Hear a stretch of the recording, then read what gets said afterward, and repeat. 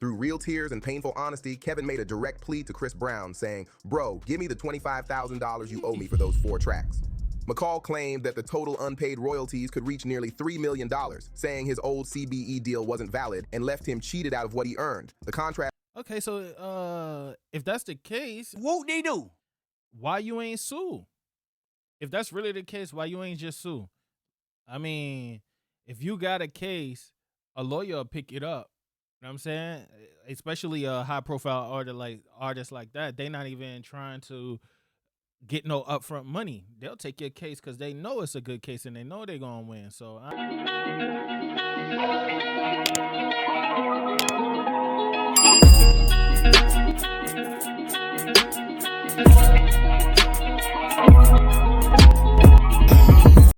What up? It's your boy Jay all day. I'm here with another reaction video. Man, I appreciate y'all for coming in. Y'all could have been anywhere in the world, but you're here with me, and I appreciate that. Enough with the talking. Let's get into it, man. This is a new video from Holy Rumor, and it's talking about new footage of Young Thug and Chris Brown in heated moment goes viral. All right, let's see what they talking about, y'all. Let's go. Let's get it. Let's get it. You have a testimony. Why the get in on this? I witnessed it. He finna be in here. Why the fuck I got an EBT card? Is that Breezy Bowl and made 90 whatever the million, and it say KKKK Max. Can I get 25,000 for them four songs I owe you, bro? I just want to leave, bro. Leading up to who he is. I'm not even tripping though. That you I owe got him? an EBT card, my nigga. Like what the bro? I can't even get nothing, bro. Man. Kevin McCall's viral breakdown brought all that old tension with Chris Brown right back to the surface. But before the situation could cool off, Young Thug jumped in, confronting Chris face to face. What was meant to be a calm conversation quickly turned into a heated exchange, and the leaked footage from that night showed just how wild things got. October 20th, 2025 became a day nobody in the music world will forget. Kevin McCall, now 40, sat down for what was supposed to be a regular podcast. Hey, yo, what the My boy 40 already? God damn. That make me feel old as hell. Chat on Back on Fig. But what unfolded shocked everyone. During that nearly 3-hour sit-down, Kevin let the world see a side of him that nobody was ready for, peeling back the layers of one of R&B's most talked about rivalries. About 45 minutes in, while the hosts were hyping up his musical genius, something in him just cracked. He suddenly pulled out his EBT card, his electronic benefits transfer card, and placed it on the table. Right there on camera, Kevin broke down in tears, his pain spilling out for millions to see. It was emotional, raw, and left the internet completely stunned. Whether it was sympathy, shock, or a mix of both, everyone felt something watching that moment. This was a man who once helped create some of the biggest hits of the 2000s and 2010s, songs that earned millions and won major awards. Yet here he was, talking openly. Speaking of major song, I mean, I only know one, forgive me, I am a Chris Brown fan, but the one I know is Deuces. That's the only one I know of, I ain't gonna lie. About using government assistance just to get by. It was heartbreaking to see such a talented artist fall from the heights of fame to struggling just to make ends meet. Kevin kept it completely real, admitting he was behind on his $2,000 a month child support payments for his daughter Marley with his ex, Eva Marcille. Actually, basically on a text message saying word. That's all they saying. Like it's one dude saying, yo, do this, and one dude saying word. Huh? What do you feel about that? I mean, I can't speak on my brothers in them case and what they going on. I can only be who I always been, they brother. You know? Am I tripping or did that make no sense? I don't know what they're talking about right there. I'm a rock with them for life. It's us never. He said he hadn't seen his kids in over 10 years and confessed that the emotional weight had driven him into some dark thoughts. Through real tears and painful honesty, Kevin made a direct plea to Chris Brown, saying, "Bro, give me the $25,000 you owe me for those 4 tracks."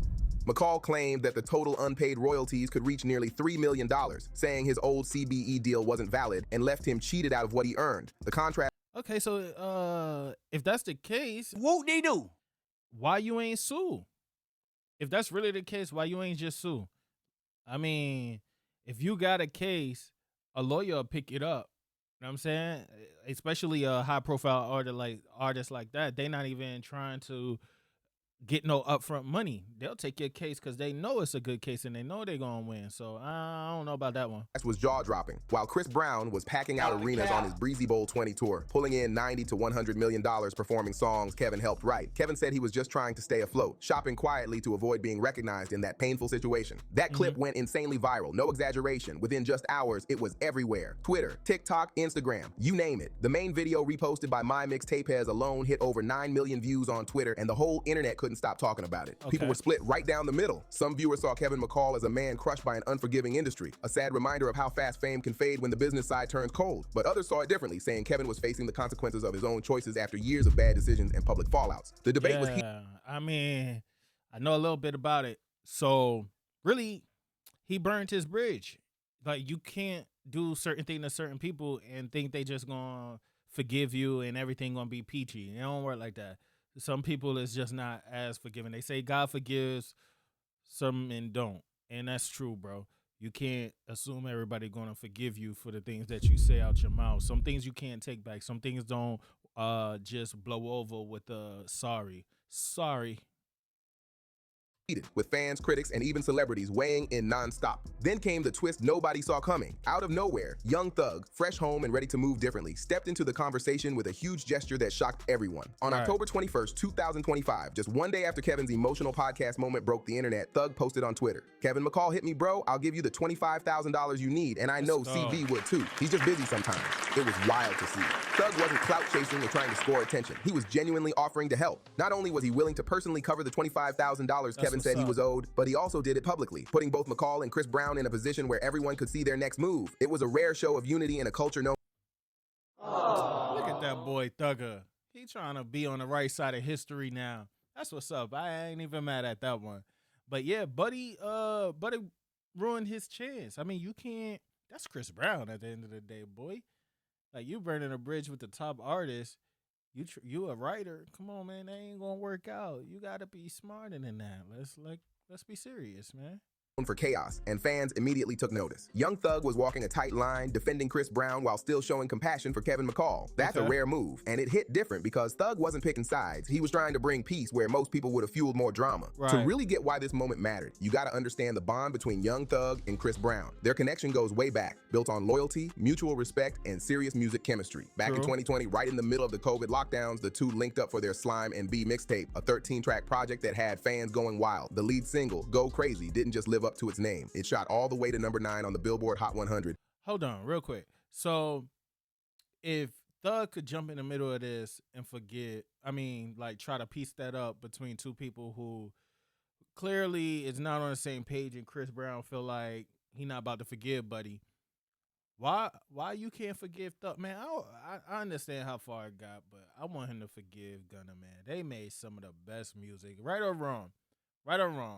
Put it in the comments if you feel the same way. Like, they made some of the best music together, and like, I just miss it. I ain't gonna lie. Those were some good times, bro. And went 4 times platinum. That was certified magic. But it wasn't just about the music. Their loyalty to each other was solid. When Young Thug got locked up in May 2022 on RICO charges, spending over 2 years fighting his case, Chris Brown didn't turn his back. He was one of the few artists who showed real love, posting free YSL and speaking on Thug with genuine care in interviews, keeping his name alive when others stayed quiet. So when Young Thug stepped up to help Kevin McCall, he wasn't betraying Chris Brown or switching sides. He was trying to bring some peace into a messy situation. Thug was playing the role of a real mediator, showing compassion to a man clearly struggling while still standing up for his friend's name. That's genuine leadership right there. When Thug tweeted, "CB would give it to you too, bro. He's just busy sometimes," it showed pure balance. He wasn't throwing shade. He was showing understanding. Kevin McCall quickly replied with appreciation, saying, "What's up, bro? I'm just seeing this. About to DM you now." For a brief moment, it felt like maybe, just maybe, things could finally cool down. That's real nigga shit right there, man. I ain't mad at that. Young Thug, fresh out of federal custody and focused on giving back, had already proven he was serious about change. Just a few months earlier, in August 2025, he'd organized a huge charity event in Atlanta for local kids, showing his heart was in the right place. So when he extended that olive branch to Kevin, it felt genuine, like he was really trying to stop another downfall before it happened. But Chris Brown, he came with completely different energy. On October 22nd, 2025, Chris jumped on Instagram stories and dropped a message that instantly went viral. It read, "Remember this, you can't walk across a burnt bridge. And you know what's funnier than a troll? A broke one."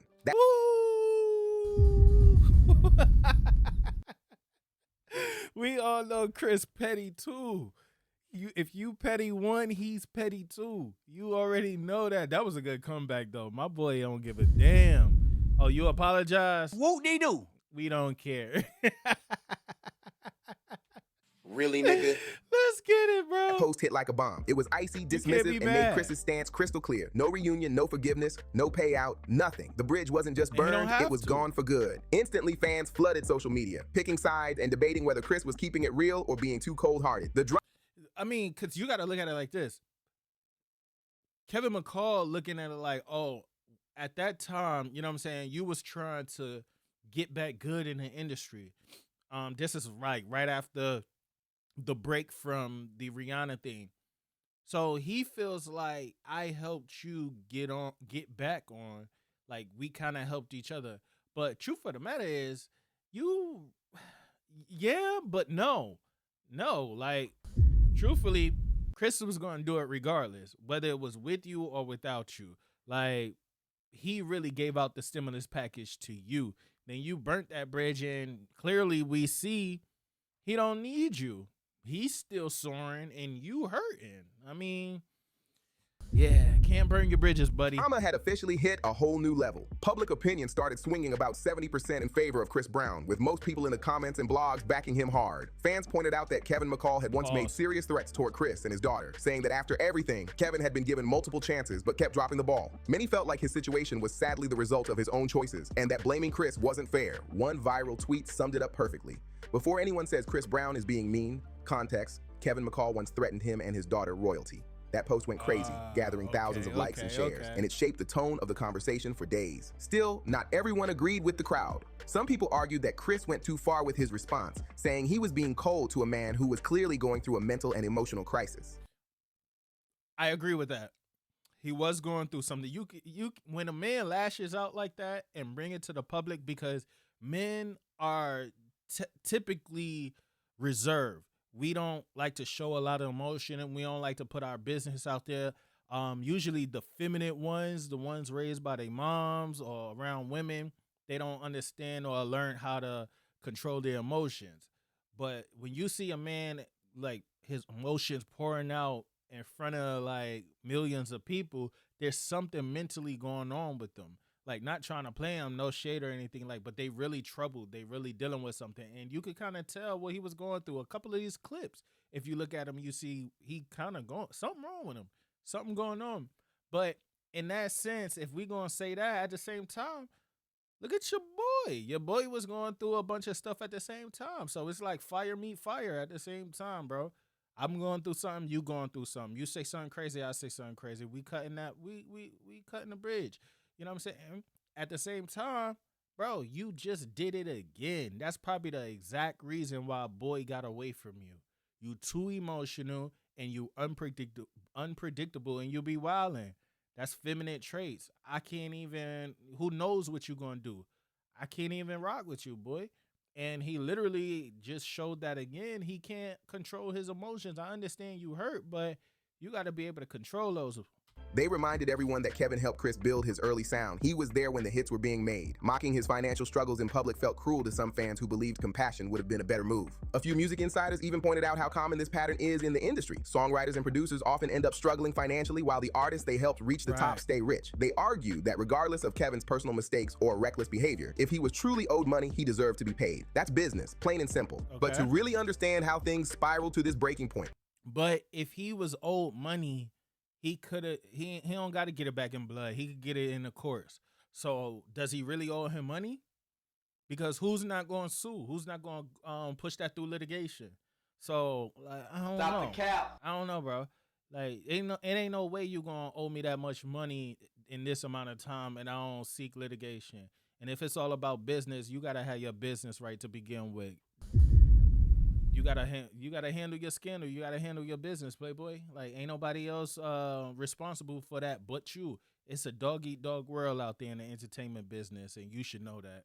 With Kevin crying on camera and Chris Brown firing back with no mercy, you have to rewind to where it all started. Back when they were just two hungry young talents trying to break into the game, before friendship turned to fallout. It all began on March 9th, 2016, when Kevin finally broke his silence and tweeted directly at Chris Brown, "We need to sit down and handle this business." And that message lit the first spark of a feud that would explode years later. Kevin McCall's next move was bold. He posted publicly, saying, "I tried the adult business route. I feel my kindness is being taken for weakness." That was a clear line in the sand, a direct message for everyone to see. Kevin wasn't chasing attention. He wanted accountability. He was calling for a real conversation about what he believed were years of unpaid royalties and broken promises. The kind of behind-the-scenes music politics that can end careers in silence. But if Kevin expected a calm or private response from Chris Brown, he was in for a shock. No. The very next day, March 10th, 2016, Chris fired back with a long Instagram post that left no room for confusion. It was emotional, raw, and very public. The type of response that shuts the door on reconciliation for good. In that post, Chris accused Kevin of being ungrateful and trying to bring him down, even warning him to stop spreading negativity. Fans instantly knew things had gone way past a normal business dispute. This was personal now. The post spread across every gossip page with thousands.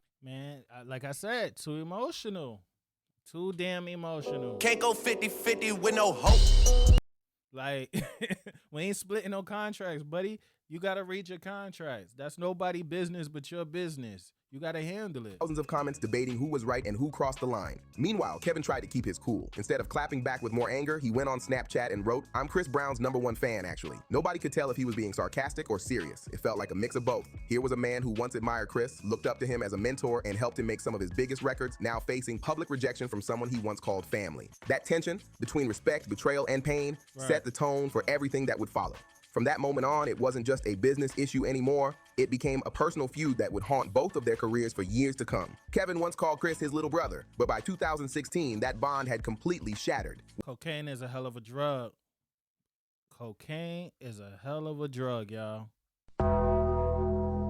What started as brotherhood turned into straight-up tension, filled with mixed emotions. One minute, Kevin was demanding to be released from his contract. The next, he was praising Chris's talent. It was confusing. A cycle of love, anger, and regret that played out publicly for everyone to see. Then came June 2016, when Kevin dropped a diss track titled Baruchi, a play on the name of Chris's ex, Karawechi. He later admitted he only did it to get under Chris's skin. It was petty and personal, showing how far things had fallen between them. Two artists who once made hits together now using music to take shots at each other. But things really hit rock bottom on December 11, 2017, when Kevin posted a video challenging Chris to a one-on-one fight. He accused him of not being genuine, questioning his image and toughness. Fans were stunned. Then, in the moment that truly marked the end of their bond, Kevin took his platinum plaque for Deuces, the hit song that once changed both their lives, and smashed it on camera.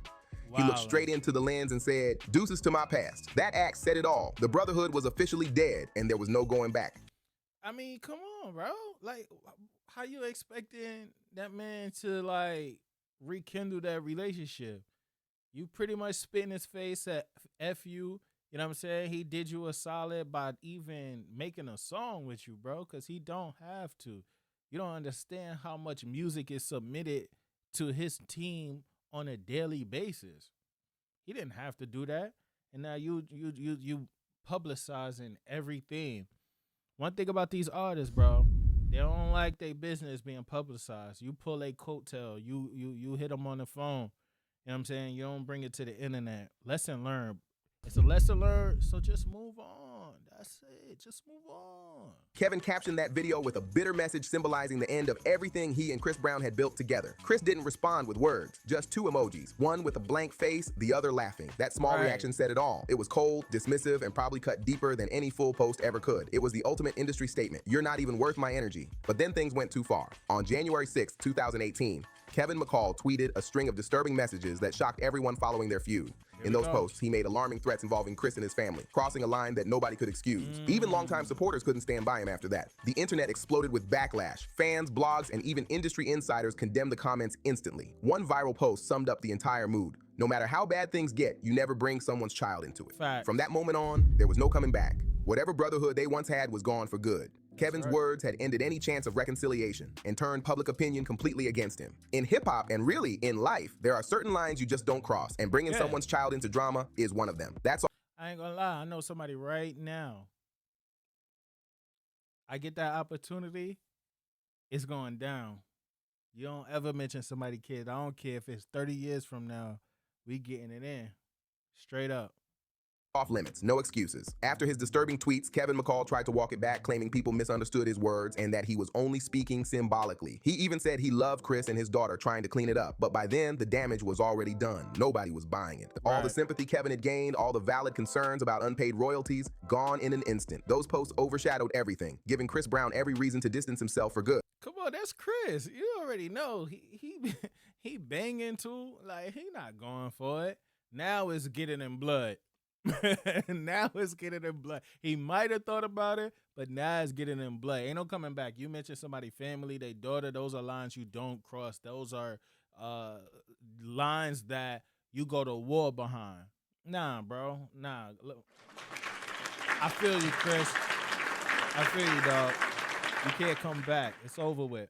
Then, in 2019, Kevin made things worse when he went on another rant online, this time targeting Chris's fans with cruel remarks. It shocked everyone and confirmed that his behavior had spiraled out of control. What could have been a story about redemption turned into a pattern of chaos and self-sabotage. Meanwhile, Chris Brown kept quiet through most of it. No messy posts, no interviews, just silence. He didn't need to say much. Kevin's actions were already speaking louder than words. But in a resurfaced 2020 video, Chris finally addressed it indirectly, subtly flexing his success and questioning Kevin's talent in a calm but cutting way that made it clear he had moved on while Kevin was still stuck in the storm. Chris Brown once said in an interview, if he wrote all those songs he claims he did, why he ain't writing hits now? It was a cold statement, but it hit hard because it spoke to reality. While Chris's career kept rising with platinum albums, world tours, and awards, Kevin McCall's momentum completely faded. His 2017 project Man of God barely made noise, and his net worth, once full of potential, had dropped to almost nothing. But to understand how things got this deep, you have to go back to where it all began, the rise and fall of a brotherhood. It started in 2009 when a young Kevin McCall from Watts, Los Angeles, decided to take a huge risk that changed everything. Fresh out of college and chasing NFL dreams, Kevin found himself at a music event trying to network. That's where he spotted Chris Brown, who at that time was only 20 and trying to rebuild his image after his career had taken a major hit.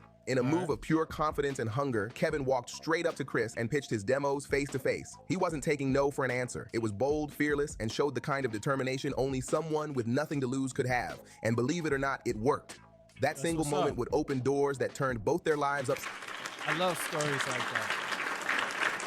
I love stories. J. Cole got a similar story like that where he approached Jay-Z coming out of the studio. I might do a video on that one too, but I love stories on how someone just gambled on themselves and just went for it, and that moment panned out to be, you know, one of the best decisions they ever made in their life and kind of put them on. So that's what's up, bro. I like that. Side down and started one of the most complicated friendships in modern R&B history. Chris Brown saw something special in Kevin McCall: raw talent, hunger, and the same drive he once had. Impressed, he invited Kevin to the studio, and that moment sparked what Kevin would later call a magical era. It wasn't just music, it was brotherhood. Chris eventually signed him to his label, CBE, Chris Brown Entertainment, in partnership with RCA, making Kevin his official protege during a major comeback in Chris's career. Together, they created pure heat. Their chemistry was undeniable, delivering some of the biggest tracks of the early 2000s. One of those hits was Deuces, featuring Tyga, a breakup anthem that peaked at number 14 on the Billboard Hot 100 and earned a Grammy nomination. But few fans know that Deuces actually started as Kevin's song. He wrote it about his first heartbreak and poured his real emotions into it. Kevin agreed to let Chris have the track under one condition: he had to stay featured on it. Chris kept his word, brought in Tyga, and the rest became history. The song exploded, earning Kevin 6 figures in royalties. Life-changing money for someone who was working retail just months earlier. It felt like the start of a dream come true, but that success would later become the root of one of R&B's most complicated feuds. Kevin McCall stayed on a hot streak.